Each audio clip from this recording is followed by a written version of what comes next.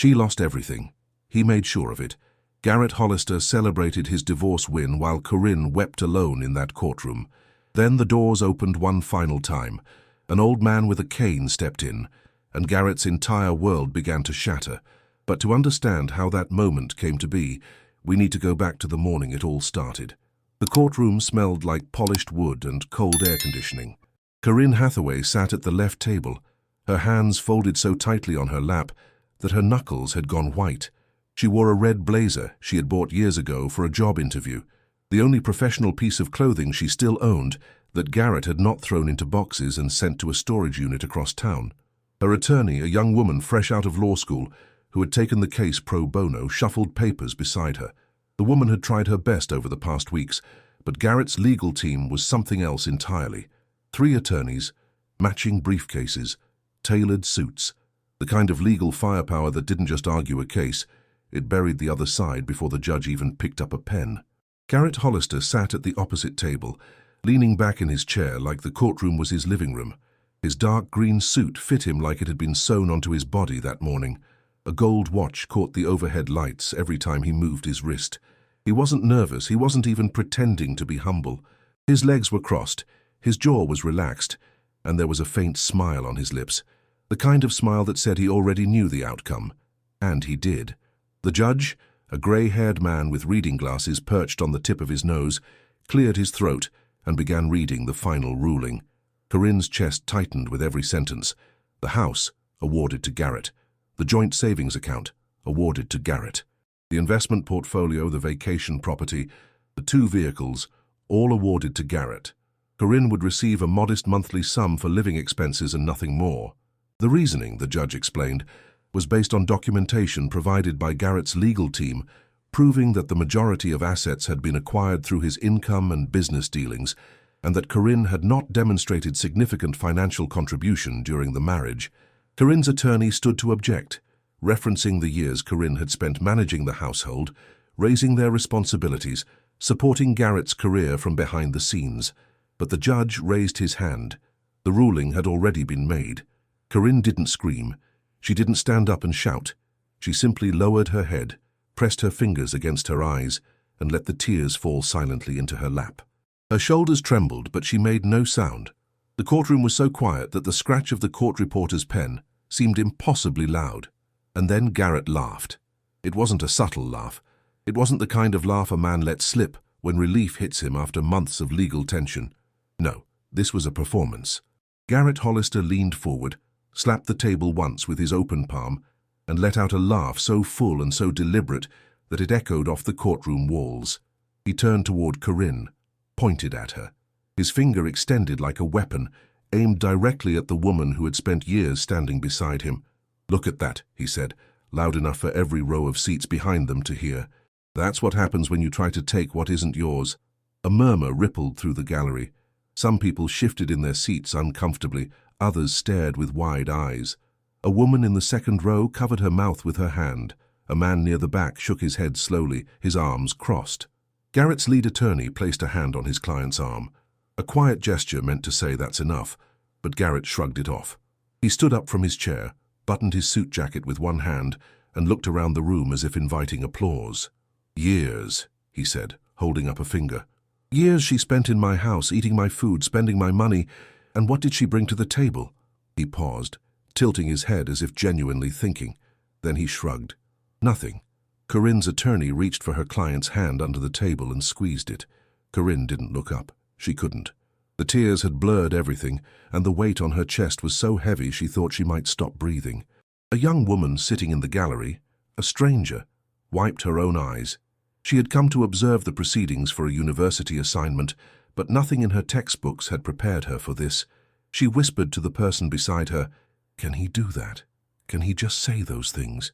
The person beside her, an older man with a notepad, shook his head. Technically, the judge should intervene, but look at him. The judge was organizing his papers. He had already moved on. Garrett adjusted his tie and turned back toward Corinne one more time. He leaned slightly, lowering his voice just enough that it felt personal but still carried across the room. "You should have signed the papers when I first asked," he said. "Would have saved us both the embarrassment." "Well, saved you the embarrassment." Corinne's hands were shaking. Her lips moved, but no words came out. She was trying to say something, anything, but her voice had abandoned her. The room felt like it was closing in. The ceiling pressed lower. The air thickened. Garrett picked up his briefcase, handed it to one of his attorneys, and began walking toward the center aisle. His shoes clicked against the marble floor with each confident step. People in the gallery watched him pass, some turning their heads, others looking away. A man near the aisle muttered something under his breath that sounded like, "That was too far." Garrett didn't hear it, or if he did, he didn't care. He was halfway down the aisle, his hand reaching for the courtroom door when a sound stopped him. It was quiet at first, a slow, rhythmic tapping, wood against marble, steady, measured, like a heartbeat echoing through the room. The courtroom doors were already cracked open, and through the gap a figure emerged. He was tall, despite his age. His back was slightly curved, but his shoulders still held the memory of a broader frame. He wore a grey overcoat that looked like it had been pressed that morning, a flat cap over silver hair, and leather shoes that had been polished until they reflected the courtroom lights. In his right hand, he gripped a dark wooden cane, not for decoration, but for necessity. Each step was deliberate, careful, and impossibly dignified. Montgomery Hathaway, Corinne's father. The murmurs in the gallery shifted. People straightened in their seats. The young woman with the university notebook leaned forward. The court reporter stopped typing. Even the judge looked up from his papers. Garrett froze in the aisle. He recognized the old man immediately. He had seen him before, at the wedding, at family dinners, at holidays he had stopped attending years ago. Montgomery Hathaway had always been a quiet presence, polite, reserved. The kind of man who shook your hand firmly but never raised his voice. Garrett had never paid him much attention. He had always assumed the old man was just that. Old, irrelevant, a retired nobody living on a modest pension in a small house on the edge of town. But something was different now. Montgomery didn't look at the gallery, he didn't acknowledge the judge. His eyes moved through the room with slow precision until they landed on Garrett, and there they stayed. Garrett swallowed. He didn't know why, but something in the old man's gaze made the air around him feel heavier. Montgomery stopped walking. He stood in the center of the aisle, less than 4 steps from Garrett, and tilted his head slightly, the way a man does when he is deciding not whether to speak, but how much damage his words will cause. Then Montgomery spoke. His voice was low, steady, and carried the kind of calm authority that made every person in the courtroom lean in. "Mr. Hollister," he said, "I came here today because my daughter asked me not to."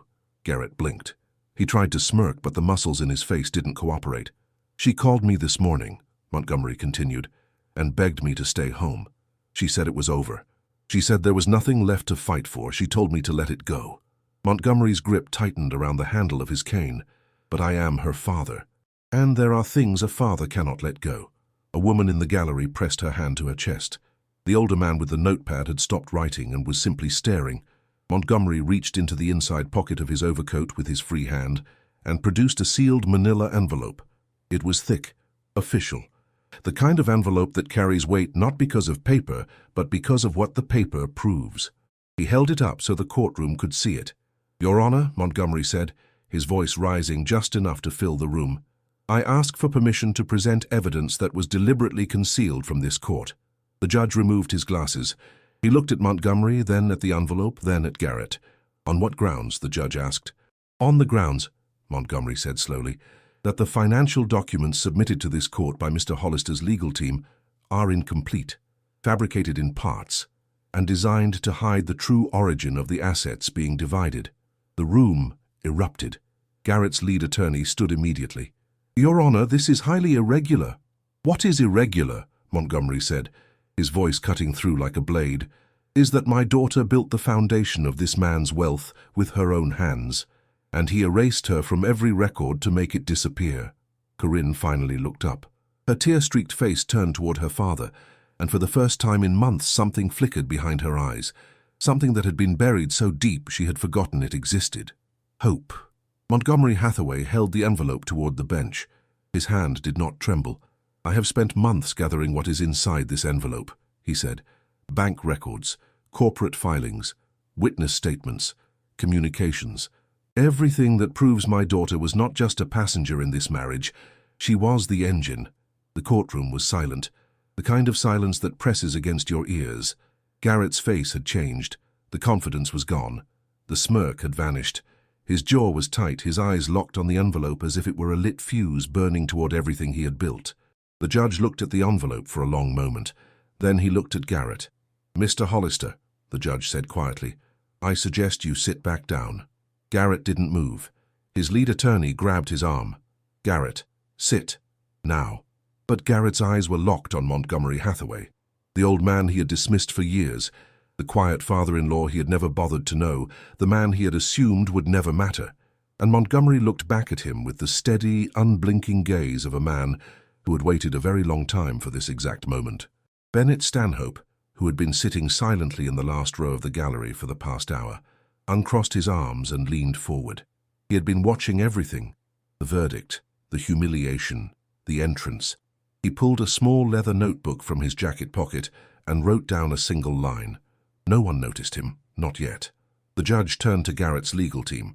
"I am reopening this case effective immediately. We will reconvene within days, and I expect full cooperation." Garrett's lead attorney opened his mouth to respond, but the judge raised his hand. "Full cooperation." Corinne looked at her father. Montgomery gave her a single, slow nod. And in that nod was everything. Every late night he had spent making phone calls, every door he had knocked on, every record he had chased, every person who had told him it was impossible. He had done it all quietly, without telling her, without asking for permission, because that is what a father does when the world tries to break his child. Garrett Hollister finally sat down, but the courtroom had already shifted. The laughter was gone. The pointing was gone. The gold watch on his wrist caught the light one more time, but now it looked different. Now it looked like evidence. The courtroom had emptied, but the weight of what had happened still pressed against the walls like smoke after a fire. Corinne Hathaway sat in the same chair she had been sitting in when the judge delivered the verdict. She hadn't moved. Her attorney had left to file the emergency motion. The gallery had cleared out row by row, and still Corinne sat there, staring at the table in front of her as if the wood grain might rearrange itself into an answer. Montgomery Hathaway stood near the window at the far end of the room, leaning on his cane with both hands. He watched his daughter from across the space, and the look on his face was not triumph. It was exhaustion. The kind of exhaustion that lives in the bones, not the muscles. The kind a man carries when he has been fighting a war no one knew about. "Dad," Corinne finally said, her voice raw and thin. "How long?" Montgomery didn't answer right away. He shifted his weight on the cane and turned his head slightly toward the window, where the late afternoon light was cutting through the blinds in pale, horizontal lines. "Long enough," he said. "That's not an answer." "No," he agreed. "It's not." Corinne wiped her face with the back of her hand. Her mascara had left dark streaks across her cheekbones, and she didn't care. She turned in her chair to face him fully. "You told me you were retired. You told me you were spending your days reading and walking the neighborhood. You told me you were fine." Montgomery tapped his cane once against the marble floor. The sound was small, but deliberate. "I was reading," he said. "Corporate filings, bank transfer histories, registration documents. I was walking too, to the county records office, to the state business registry, to the office of a forensic accountant I found through a friend of a friend." He paused. "I never lied to you, Corinne. I just didn't tell you what I was reading." Corinne stared at him. Her lips parted slightly, then closed again. She didn't know whether to feel grateful or furious. "Why didn't you tell me?" "Because you would have told me to stop." The silence that followed was the kind that fills a room from the floor up. Corinne looked at her father, really looked at him, and saw things she hadn't noticed before.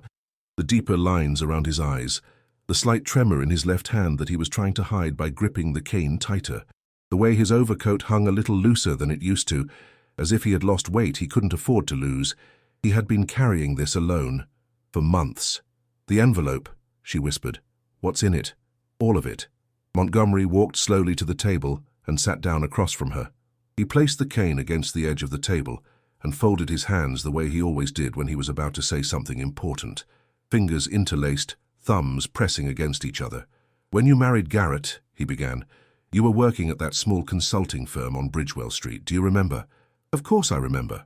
"You were the one who brought in the Meridian Crest account. The client that changed everything." Corinne frowned. "That was years ago. Garrett took over that account when he started his own firm." He didn't just take it over, Montgomery said quietly. He transferred it, without your knowledge, without your consent, and he backdated the paperwork to make it look like the account had always been his. Corinne felt the air leave her lungs. She pressed her hands flat against the table, as if trying to anchor herself to something solid. That account, Montgomery continued, became the foundation of Hollister Capital Partners. Every investment, every acquisition, every property Garrett purchased in the years that followed, all of it traces back to the revenue generated by a client relationship that you built, that you maintained, that you brought to the table when Garrett had nothing but a business card and a rented office. The room felt like it was tilting. Corinne closed her eyes and pressed her fingertips against her temples. Memories were flooding back now. Late nights at the old office. Phone calls with the Meridian Crest executives. The presentation she had built from scratch that had won the contract. She remembered the celebration afterward. She remembered Garrett opening a bottle of champagne and saying, "We did it." She remembered thinking at the time that "we" meant both of them. "I found the original contract," Montgomery said. "Your name is on it. Your signature. Your employee identification number from the consulting firm. Garrett's name doesn't appear anywhere on the original documents. But the documents his lawyers presented, were altered, not clumsily, professionally. Someone went through the records and systematically replaced your name with Garrett's on every filing, every client communication, every internal memo. It wasn't a mistake, it was a project." Corinne opened her eyes. "Who did that?" "I don't know yet," Montgomery admitted. "But I know who helped me find the originals." He reached into the inner pocket of his overcoat and produced a business card. It was simple, cream-colored, with clean black text. He placed it on the table and slid it toward Corinne. She picked it up and read it. Bennett Stanhope, forensic financial consultant, independent practice. "Who is this?" Corinne asked. "A man who spent most of his career working inside the system," Montgomery said. "Auditing firms, tracing assets, uncovering the kinds of things people spend fortunes trying to hide. He retired a few years ago, but when I found him and told him your story, he agreed to help." "Why would a stranger agree to help?" Montgomery's expression shifted, just barely, just enough for Corinne to notice. There was something behind his eyes that looked almost like pain. "Because he has seen this before," Montgomery said, "many times, and because he told me that in his experience, the people who hide assets this carefully are never hiding just one thing." The words settled over the table like a cold cloth. Corinne looked at the business card again. Bennett Stanhope. She had never heard the name before. She had no idea that the man who might hold the key to her entire case had been sitting in the back of the courtroom that morning, watching everything unfold with a leather notebook in his hand. "Bennett has already begun his own independent review," Montgomery said. "He has access to financial databases, corporate registries, and a network of contacts who owe him favors from decades of work. What I gathered in that envelope is only the beginning. What Bennett is building, that's the full picture." Corinne set the card down. Her hands were still trembling, but something had changed in her posture. She was sitting straighter. Her jaw was set. The tears had dried on her face and she hadn't wiped them away. They had simply stopped. "Garrett doesn't know about Bennett," she said. It wasn't a question. "No. And he won't. Not until it's too late for him to do anything about it." For the first time in months, Corinne felt something stir in her chest. Not hope. That was still too fragile. Something closer to clarity.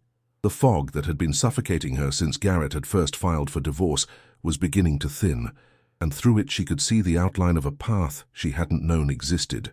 "There's something else," Montgomery said. His voice dropped half a register, and Corinne recognized the shift. It was the voice her father used when the conversation was about to become harder, not easier. When Bennett started digging into Hollister Capital Partners, he found irregularities that go beyond your case. Transfers to accounts that don't match any known business partners. Payments to entities that appear to exist only on paper. Revenue reported from projects that have no documentation, no deliverables, no client confirmation. Corinne leaned back in her chair. "What are you saying?" "I'm saying that Garrett didn't just steal from you, Corinne. He may have been stealing from everyone." The courtroom was empty now except for the two of them. The late afternoon light had shifted, and the blinds cast longer shadows across the floor. Somewhere in the building, a door closed. The sound echoed through the hallway and faded into nothing. Corinne looked at her father, the man who had spent his retirement not resting, but hunting. The man who had walked into courtrooms and government offices and accounting firms with a cane in one hand and a folder in the other, asking questions that no one expected an old man to ask. The man who had done all of it without telling her, not because he didn't trust her, but because he knew she would have tried to protect him from the burden. "Dad," she said, "what happens now?"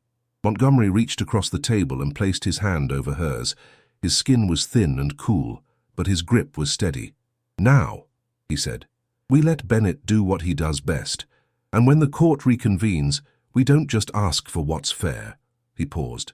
His eyes held hers without blinking. "We show them everything." Corinne nodded slowly.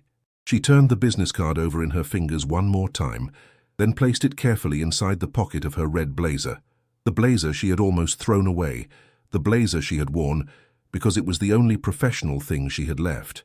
Now it carried something else. A name, a number, a beginning. Outside the courthouse, the sun was sinking behind the rooftops across the street. Montgomery walked beside Corinne down the front steps, his cane tapping steadily against the concrete.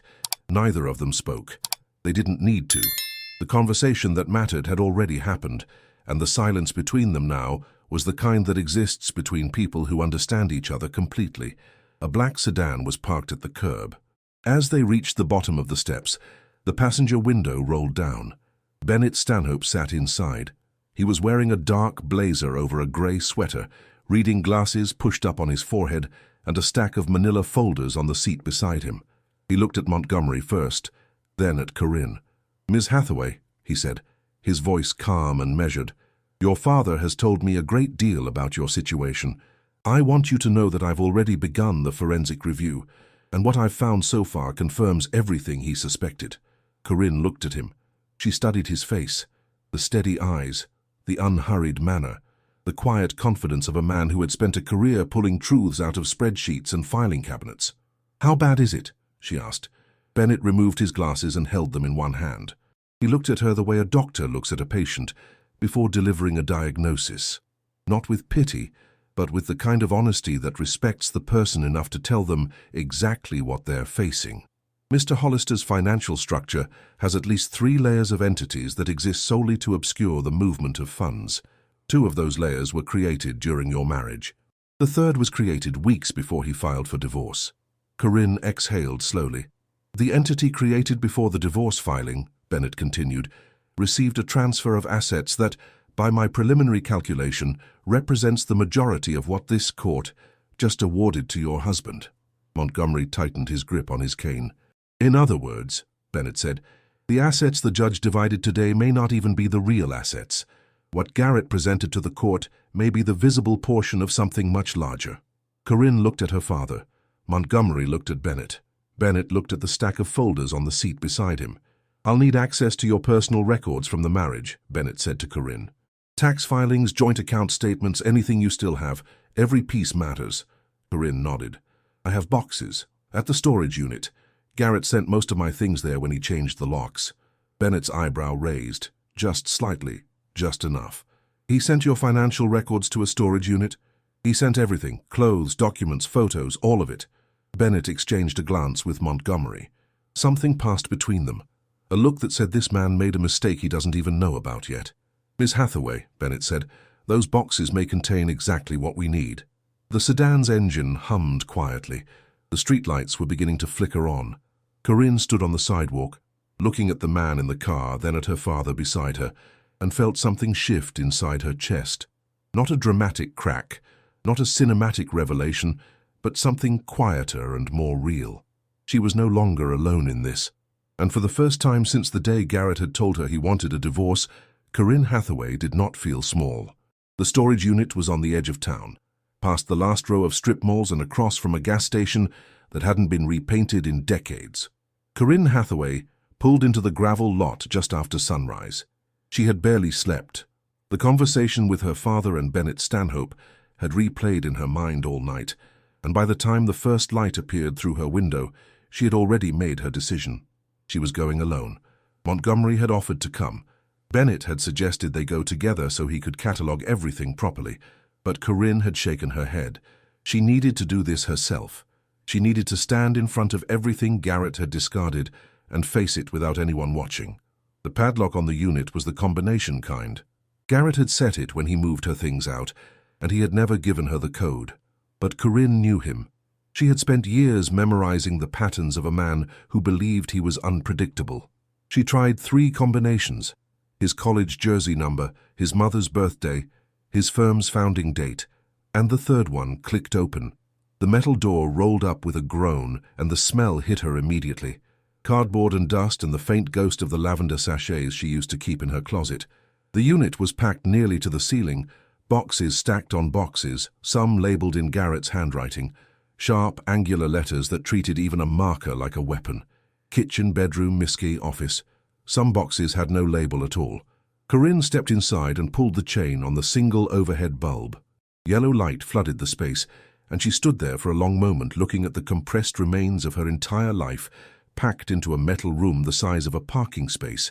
She stood in the doorway for a moment, letting her eyes adjust. The boxes were stacked carelessly, some tilted against each other, some crushed under the weight above. Garrett hadn't packed these with care. He had packed them with urgency. The urgency of a man who wanted every trace of his wife erased from the house before the ink on the divorce filing was dry. Corinne ran her fingers along the edge of the nearest box. It was sealed with packing tape applied in rough, overlapping strips. She could picture Garrett doing it, standing in their living room, tossing her belongings into cardboard containers, with the same indifference he showed when he discarded things he no longer found useful. She started with the box labeled Office. Inside, she found exactly what Bennett had hoped for: tax returns from the early years of the marriage, joint bank statements she had almost forgotten existed, printed emails from the consulting firm where she had worked on Bridgewell Street, the firm where she had first brought in the Meridian Crest account. There were copies of internal memos, meeting notes, even a performance review from her supervisor that specifically praised her for securing and managing the firm's most significant client relationship. Her name was on every single page. Corinne sat on the concrete floor of the storage unit with the box open in front of her and read through the documents one by one. Her hands were steady now. The trembling from the courtroom was gone.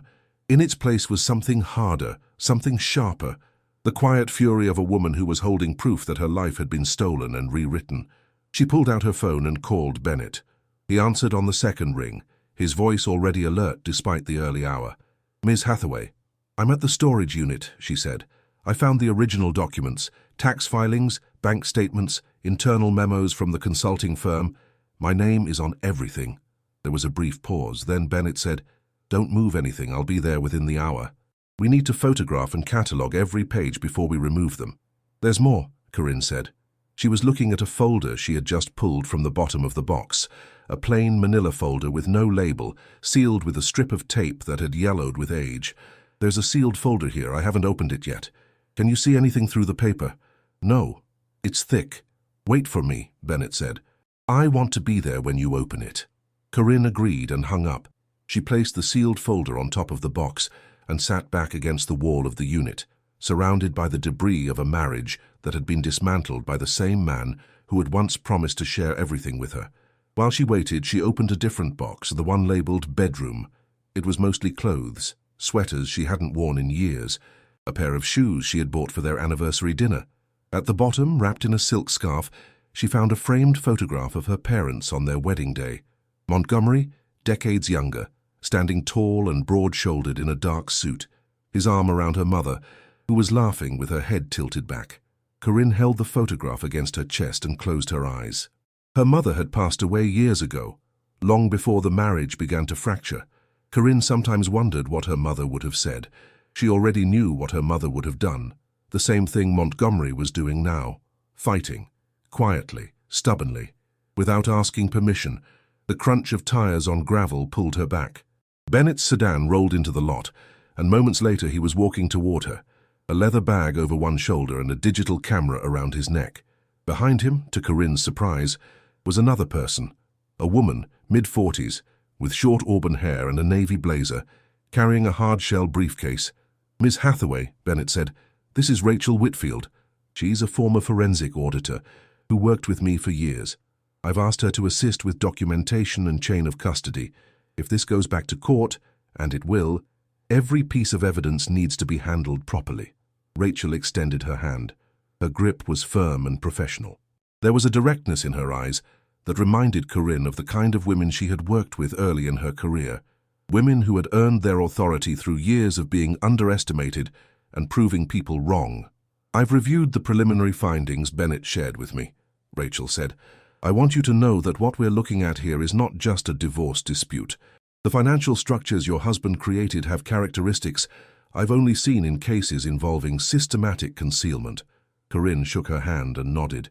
She didn't need the gravity of the situation explained to her anymore. She was living inside it. Bennett and Rachel worked methodically through the office box. Bennett photographed each document front and back, while Rachel logged them on a numbered spreadsheet. Date, description, names mentioned, relevance. The process was slow and meticulous, and Corinne watched every step, asking questions, pointing out details, explaining context that only she could provide. "This memo," Corinne said, holding up a printed page, "this was from a meeting where the Meridian Crest executives asked specifically to continue working with me after Garrett opened his own firm. They didn't want to transfer. Garrett told me the firm reassigned the account as part of a restructuring." Bennett looked at the memo, then at Rachel.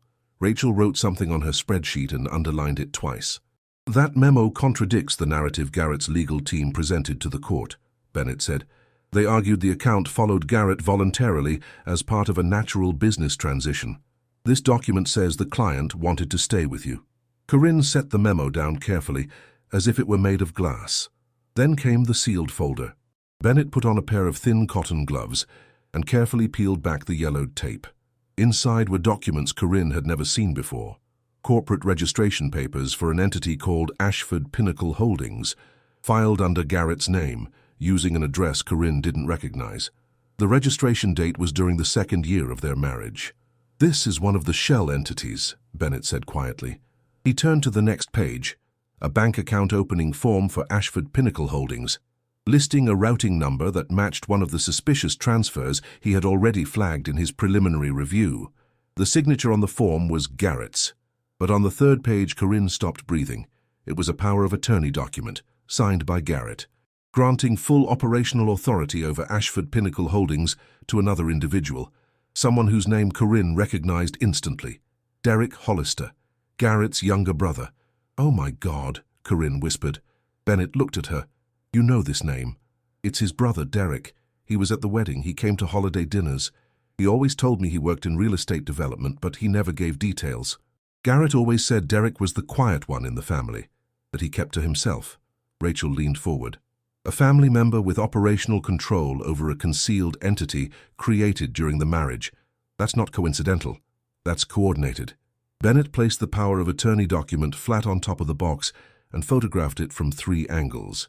Then he sat back on his heels and looked at Corinne with an expression she hadn't seen from him before. It wasn't surprise. Bennett didn't seem like a man who was easily surprised. It was something closer to confirmation, the look of someone who had suspected something dark and had just seen the first beam of light prove it was there. "Miss Hathaway," he said, "this changes the scope of everything. If Derek Hollister was operating this entity on Garrett's behalf, then the asset concealment wasn't just a divorce strategy. It was a long-term architecture designed to keep wealth hidden from any scrutiny, including tax authorities." Corinne looked at the power of attorney document. Derek's signature was neat, precise, almost elegant. She remembered him sitting at the end of the dinner table on holidays, smiling politely, saying little, always leaving early. She had thought he was shy. She had even felt sorry for him once, telling Garrett that they should invite Derek over more often, that he seemed lonely. Garrett had waved the suggestion away and changed the subject. Now she understood why. Now she understood that Derek's silence wasn't shyness. It was strategy. And Garrett hadn't kept his brother at a distance from Corinne to protect Derek's privacy. He had done it to protect the secret they shared. The realization hit her in a wave that started in her stomach and moved upward until her jaw tightened and her eyes burned. Not with sadness. Not anymore. With the blinding clarity of betrayal that was deeper and wider than anything she had imagined. "I need to tell my father," Corinne said. "Not yet," Bennett said. "Let me verify the entity's full transaction history first.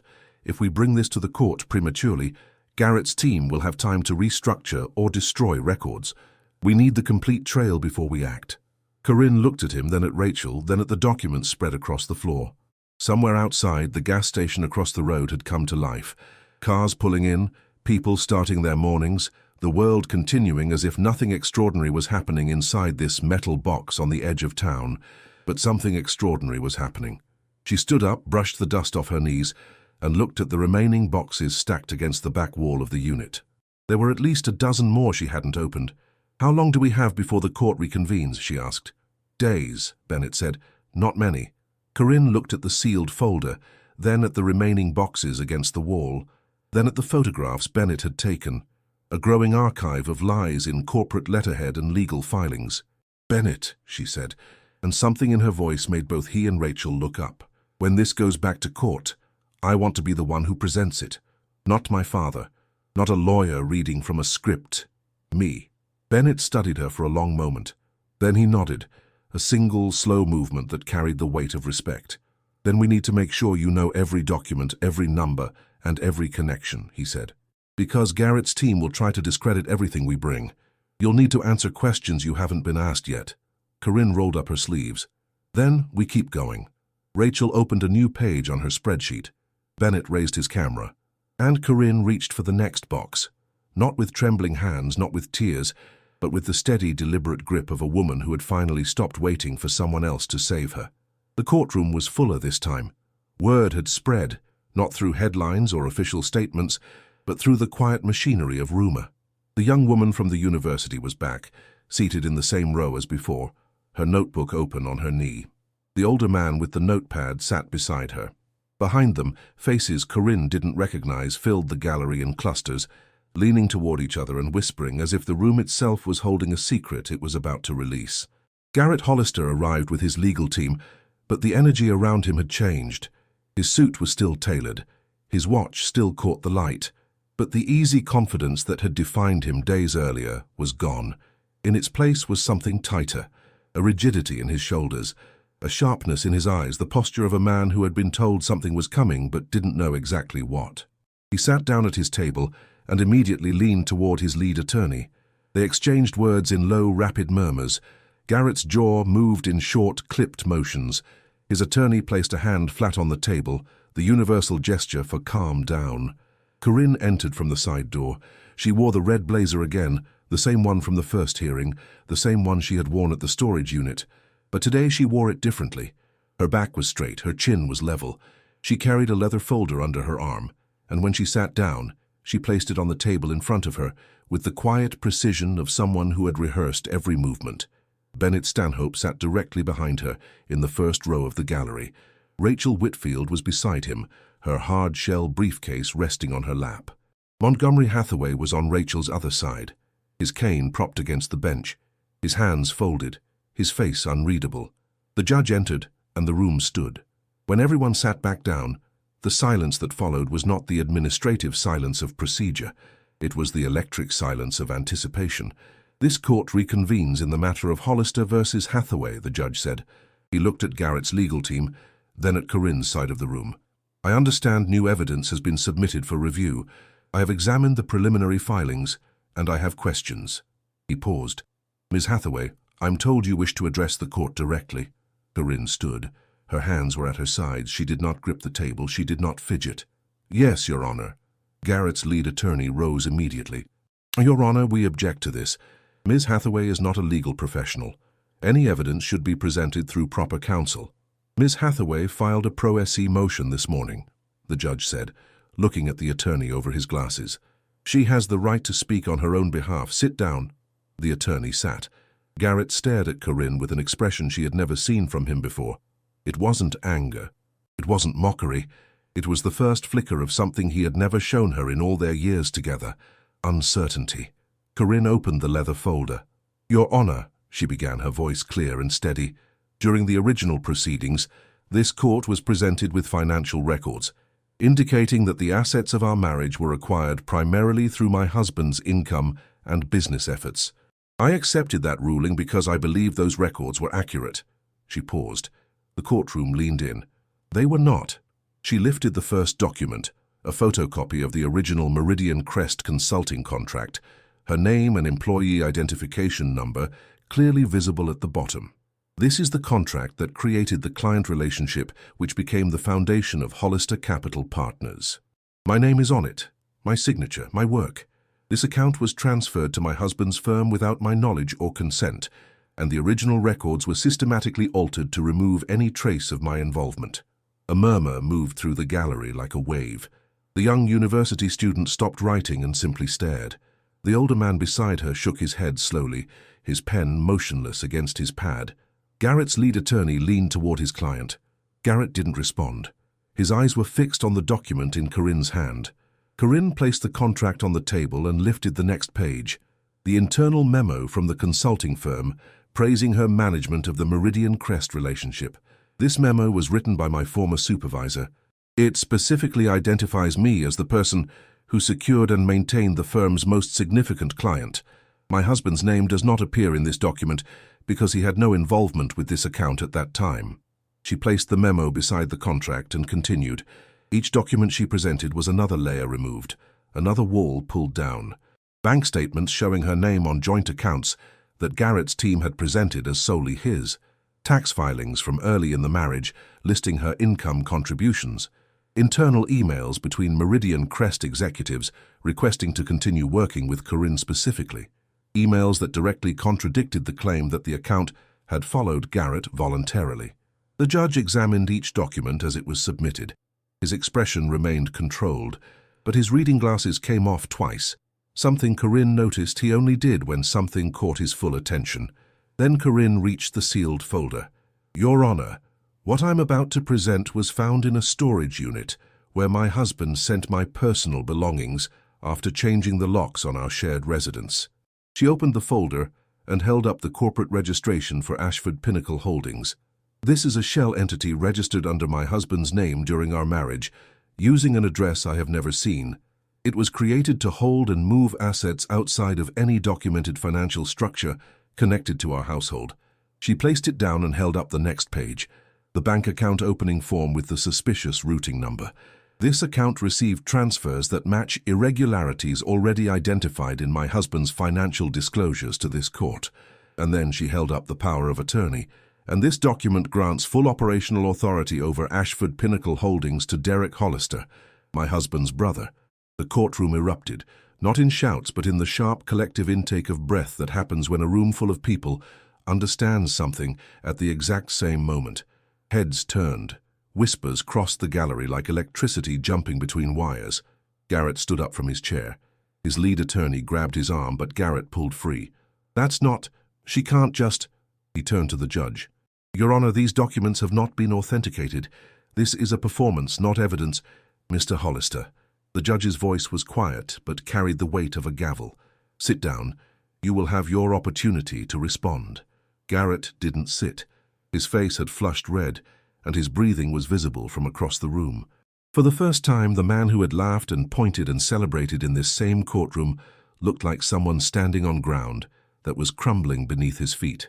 Sit down. Garrett sat. The judge turned back to Corinne.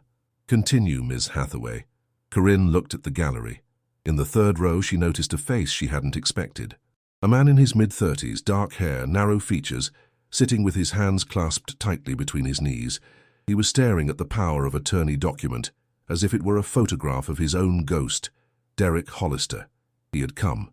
Whether out of curiosity or fear, he had come to the reconvened hearing, and now he was sitting in the gallery watching his name being read aloud in a courtroom, attached to a financial structure he had clearly never expected to become public. Corinne held his gaze for exactly 2 seconds. She didn't speak to him. She didn't accuse him. She simply looked at him with the calm, devastating clarity of a woman who understood everything and had chosen this moment to let him know. Derek looked away first. Corinne turned back to the judge. Your Honor, I am not a lawyer. I am not a forensic accountant. I am a woman who spent years building something alongside a man who told me it was ours, and then erased me from every record to make it his alone. Her voice didn't break. It didn't waver. The documents I have presented today were found in my own belongings my husband packed into boxes and sent to a storage unit because he believed they were worthless. He was wrong. She closed the leather folder. I am asking this court to conduct a full forensic review of Hollister Capital Partners, including all affiliated entities, with particular attention to Ashford Pinnacle Holdings and any other structures created during or immediately before the dissolution of our marriage. Bennett Stanhope from the first row gave a single nod, invisible to most, but Corinne saw it. The judge was silent for a long moment. He looked at the documents on his bench. He looked at Garrett, whose attorney was now whispering urgently into his ear. He looked at the gallery, where every face was turned toward the front of the room. Then the judge spoke. "I am ordering a full forensic audit of all financial entities associated with Garrett Hollister, to be conducted by an independent firm appointed by this court. All accounts, transfers, registrations, and communications are to be preserved immediately. Any attempt to alter, destroy, or conceal records from this point forward will be treated as obstruction." He removed his glasses and set them on the bench. "Additionally, I am issuing a temporary freeze on all assets currently held by Hollister Capital Partners and any affiliated entities, pending the results of the audit." Garrett's attorney stood. "Your Honor, a freeze of that magnitude will paralyze my client's business operations." "Your client's business operations," the judge said slowly, "appear to have been built on a foundation that this court is no longer confident is legitimate. The freeze stands." The room buzzed. The university student was writing so fast her pen barely lifted from the page. The older man beside her had closed his notepad entirely and was simply watching, his arms crossed, his expression somewhere between admiration and disbelief. Montgomery Hathaway sat in the first row with his hands still folded. He did not smile. He did not react visibly. But his eyes were glistening, and the grip of his fingers around each other had tightened. The quiet, private reaction of a father watching his daughter stand where he had once feared she would fall. Garrett turned in his seat and looked at the gallery. His eyes found Derek. The brothers stared at each other across the courtroom. Garrett with the burning accusation of a man who needed someone to blame, and Derek with the hollow expression of a man who had just realized there was nowhere left to hide. The judge gathered his papers. "We will reconvene once the forensic audit is complete. Until then, the previous ruling on asset division is suspended." He looked directly at Garrett. "All of it." The gavel came down. Corinne stood still for a moment after the sound faded. She felt the leather folder under her fingers, the weight of the documents inside it, the warmth of the courtroom lights above her. She turned and looked at her father in the first row. Montgomery met her eyes and gave her the same slow nod he had given her days earlier, but this time there was something different in it. It wasn't just reassurance, it was pride. As the courtroom began to empty, Garrett remained seated. His attorneys were packing their briefcases around him, speaking in low, urgent tones about motions and timelines and strategies. But Garrett wasn't listening. He was staring at the table in front of him, the same table where he had slapped his palm and laughed and pointed at his wife. The table looked different now. Bennett Stanhope approached Corinne as she stepped away from her seat. He leaned close and spoke quietly enough that only she could hear. "There's something else. Something I found last night in the transaction records that I haven't shared with anyone yet." Corinne looked at him. "What is it?" Bennett's expression was the most serious she had ever seen from him. "Ashford Pinnacle Holdings isn't the only entity Derek was operating. There's a second one, and the person listed as co-signatory on that entity is not Garrett." Corinne frowned. "Then who?" Bennett glanced toward the gallery, where the last few observers were filing toward the doors. His voice dropped even lower. "Someone on Garrett's legal team." The results of the forensic audit arrived on a morning that felt like any other. Grey sky, cool air, the kind of quiet that settles over a city before it fully wakes. But inside the courthouse, nothing about that morning was ordinary. Corinne Hathaway sat in the front row of the gallery this time, not at the respondents' table. Bennett Stanhope had explained that the audit findings would be presented by the court-appointed forensic team, and that Corinne's role today was to listen, confirm, and, when the time came, accept what was rightfully hers. Rachel Whitfield sat beside Bennett, her briefcase open, a printed copy of the full audit summary on her lap. She had spent the previous weeks working alongside the independent auditors, cross-referencing every transaction Bennett had flagged, with the official records subpoenaed by the court. Montgomery Hathaway was beside his daughter. His cane rested against his knee. He had not said much that morning. On the drive to the courthouse, Corinne had noticed him holding something in his coat pocket, his hand resting over it, the way a person holds something precious. She didn't ask what it was. She would find out later.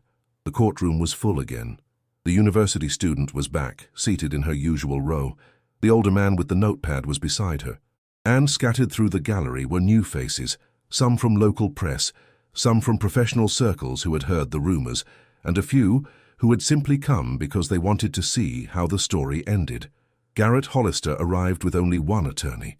His lead counsel, the man who had objected, strategized, and whispered urgently through every previous hearing, was absent. The seat beside Garrett, where 3 lawyers had once sat, was now occupied by a single woman Corinne had never seen, carrying a thin folder and the careful expression of someone who had been hired to manage damage, not win a case. The judge entered. The room stood. And when everyone sat down, the court-appointed lead auditor, a tall woman with silver-framed glasses and a navy suit, took the stand. Her testimony lasted the better part of an hour, but the key findings could be measured in moments that made the courtroom hold its breath. The first, Hollister Capital Partners had been built on revenue generated by the Meridian Crest account, an account originated, secured, and managed by Corinne Hathaway. The original records confirmed this without ambiguity. The altered documents submitted during the initial proceedings had been professionally modified to erase Corinne's involvement. The second, Ashford Pinnacle Holdings, the shell entity operated by Derek Hollister under power of attorney from Garrett, had received transfers totaling a sum that dwarfed what the court had originally divided. This entity had no legitimate business operations, no employees, no clients. It existed solely to hold assets outside the reach of legal proceedings. The third, a second shell entity, Whitmore and Grant Capital, had been identified in the audit. This entity was co-signed by Derek Hollister and Marcus Felton, Garrett's former lead attorney. Whitmore and Grant Capital had received transfers from Ashford Pinnacle Holdings in the weeks before Garrett filed for divorce, effectively creating a chain of concealment that moved assets through family and legal counsel to make them invisible. The courtroom erupted at the third finding. The judge called for order. Garrett's new attorney sat motionless, her pen suspended above her notepad, as if even she had not been fully briefed on what her predecessor had done. The auditor continued. The third entity, the one Bennett had identified as the pre-divorce layer, was called Ridgemont Pacific LLC. It had been registered under a pseudonym traced back to Marcus Felton, and it had received the final transfer of assets days before the original divorce hearing. This was the entity that held the majority of the real wealth, the wealth the court had never seen. Bennett Stanhope, sitting in the gallery, looked at Corinne. She looked back. Between them passed a silent acknowledgement. Every late night, every document, every phone call, every box opened in that storage unit had led to this moment. The judge removed his glasses and placed them on the bench. "Mr. Hollister," he said, "the findings of this audit indicate a systematic effort to conceal marital assets through fraudulent entities, falsified records, and the direct involvement of your former legal counsel. Do you wish to respond?" Garrett sat still. His new attorney leaned toward him and whispered something. Garrett shook his head, not in defiance, but in the slow, mechanical way a man moves when the machinery of his confidence has finally stopped running. He said nothing. The judge nodded. "Based on the findings presented today, I am vacating the original asset division in its entirety.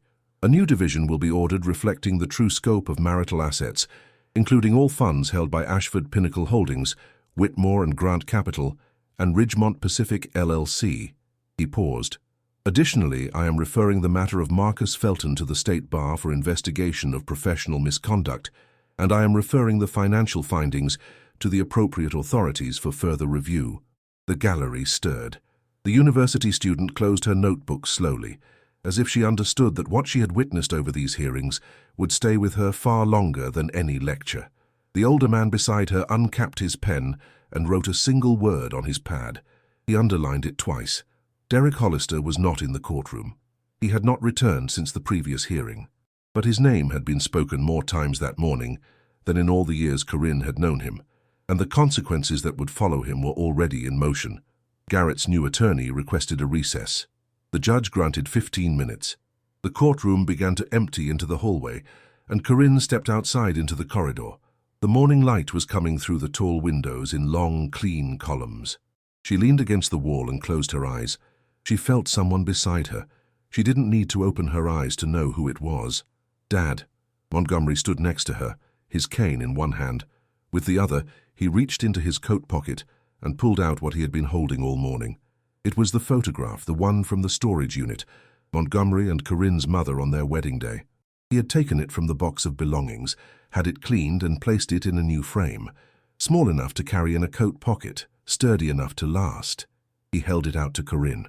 "Your mother would have been proud of you," he said. His voice was steady, but his eyes were not. "Not because of what happened in that courtroom, because of who you became on the way here." Corinne took the photograph. She looked at her mother's face, laughing, tilted back, full of a joy that had nothing to do with money or property or legal proceedings, full of the kind of joy that comes from standing next to someone who will never let you fall. She looked at her father, the man who had spent his retirement not resting but building a case file one page at a time, the man who had knocked on doors and made phone calls and found Bennett Stanhope when no one else was looking, the man who had walked into a courtroom with a cane and an envelope and changed everything, not with power or wealth but with patience, love, and the stubborn refusal to let his daughter be erased. "Thank you," she said. The words were simple, but they carried the weight of every moment that had brought them here. Montgomery placed his hand on her shoulder. He didn't say anything else. He didn't need to. Bennett Stanhope appeared at the end of the corridor. He walked toward them with his hands in his pockets, and a look on his face that was the closest thing to satisfaction Corinne had ever seen from him. "The court has confirmed the new division," he said. "Full restitution of all concealed assets plus compensatory adjustments for the duration of concealment. Rachel is inside finalizing the documentation." Corinne nodded. She looked at the photograph in her hands one more time, then placed it carefully inside the pocket of her red blazer, right next to Bennett's business card, which had been there since the day at the storage unit. "Bennett," she said, "why did you take this case? My father told me you were retired. You didn't have to do any of this." Bennett looked at her for a moment, then at Montgomery, then back at her. "Years ago," he said, "I audited a case where a woman lost everything in a divorce because her husband had hidden the assets so well that no one could find them. I had the skills to help, but I wasn't involved. I found out about it after it was over." He paused. "I told myself that if I ever had the chance again, I wouldn't sit on the sidelines." He looked at Montgomery. "Your father didn't just find me, Ms. Hathaway. He reminded me why I started doing this work in the first place." Montgomery tapped his cane once against the marble floor, the same sound that had echoed through the courtroom on the day he first walked in, the sound that had stopped Garrett in the aisle, the sound that had changed everything. The recess ended. They returned to the courtroom. The judge read the final order, a comprehensive redistribution that returned to Corinne not just assets, but authorship. Her name was restored to the Meridian Crest account records. Her contributions were entered into the official court file. The narrative that Garrett had constructed, the one where she was invisible, irrelevant, a passenger, was dismantled line by line in the language of the law. Garrett signed the documents his attorney placed in front of him. He did not look up. He did not speak. When it was over, he stood, buttoned his jacket, an old habit that no longer carried any authority, and walked down the center aisle toward the doors. No one stopped him. No one spoke to him. The gold watch on his wrist caught the light one final time as he pushed through the courtroom doors and disappeared. Corinne watched him go. She felt no triumph, no celebration. What she felt was quieter than that, deeper, steadier, harder to name. It was the feeling of standing on solid ground after years of sinking, of breathing fully after years of holding her breath, of finally being seen after years of being erased. She turned and looked at the gallery. The university student met her eyes and gave a small, earnest nod. The older man with the notepad was watching with the expression of someone who had just witnessed something he wanted to remember for a very long time. Rachel Whitfield was organizing folders with the efficient calm of a woman who knew her work had mattered, and Bennett Stanhope was putting his reading glasses back in his jacket pocket, his leather notebook closed for the last time on this case. Montgomery was standing near the window again, the same window where he had stood on the day he first told Corinne the truth. The late morning light cut through the blinds and fell across his overcoat in pale horizontal lines. He looked tired. He looked older than he had looked weeks ago, but there was a stillness about him that had nothing to do with exhaustion. It was the stillness of a man who had finished what he set out to do. Corinne walked to him. She took his arm. He placed his free hand over hers and squeezed once. They walked out of the courtroom together, father and daughter, down the corridor, through the front doors, and onto the steps of the courthouse where the sun was now fully above the rooftops. Corinne reached into her blazer pocket and touched the photograph one more time. Her mother, her father, a love that had outlasted everything. Time, loss, silence, distance. A love that had built something no courtroom could ever divide. She looked at Montgomery. "Let's go home, Dad." He nodded, and together they walked down the steps and into the morning light. If this story touched your heart, share it with someone who needs to hear that no matter how alone you feel, the people who truly love you will never stop fighting for you.